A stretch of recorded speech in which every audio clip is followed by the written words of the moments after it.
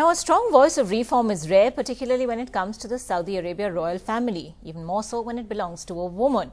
Her Royal Highness Princess Basma Aziz spoke candidly to NDTV about women's rights, the Arab Spring, and her conviction that India is going to be the next superpower.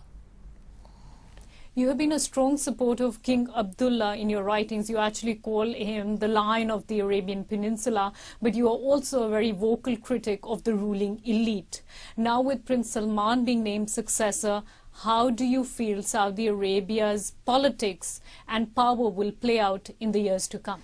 Well, with all frankness and openness, and I still back King Abdullah because he has been like a fresh breath of air to the kingdom. He has brought a lot of insight and definitely exposed women to different venues and ventures that and defied a lot of traditions, not religion. And this is, we have to make sure that we understand this. Our religion has nothing to do with what we see down the streets in Saudi Arabia or anywhere in the world, rather than India, Pakistan, everywhere. It has to do with culture. Islam has been the supporter and the first, actually, religion to give, and the last one, to give women her full capacity and rights. And this is, we tend to overlook it always. Islam has been the power behind Khadija alayha salam to be actually a businesswoman.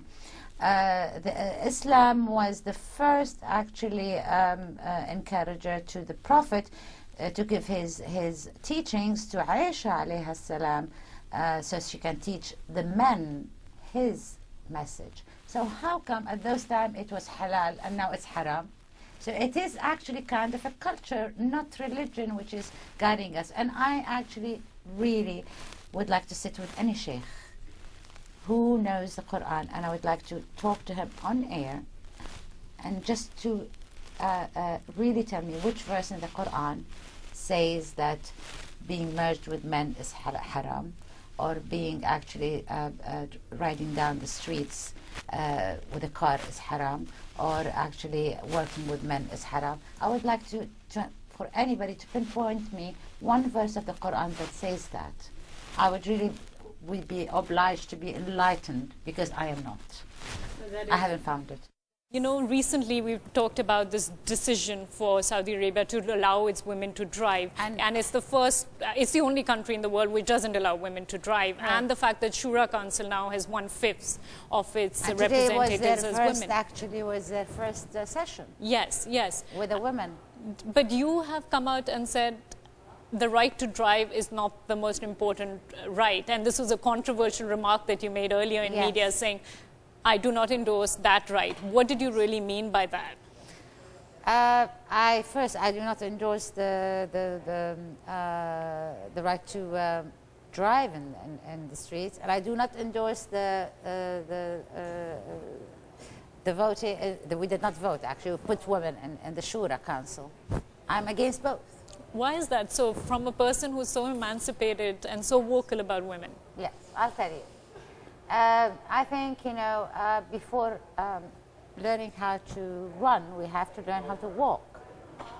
And before we have the right to drive in this middle of the streets, we have to have the rights in our homes. And if women do not have the right to be protected in the streets, how can I feel safe to let my daughter or to drive myself in the middle of the street? There's no law to protect me if I go driving in the middle of the street.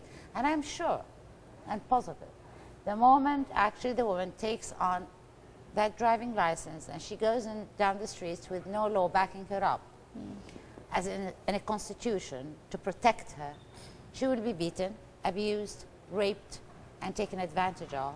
And this is something you don't want to see women doing, being more exposed to in Saudi Arabia. That's something that resonates with us in India as well, because the Delhi gang rape victims case spoke very, very vociferously to people everywhere. The fact is that the woman might have a right to go watch a movie or go right to work, but doesn't have a right to walk safely in the streets. So how do you stop that?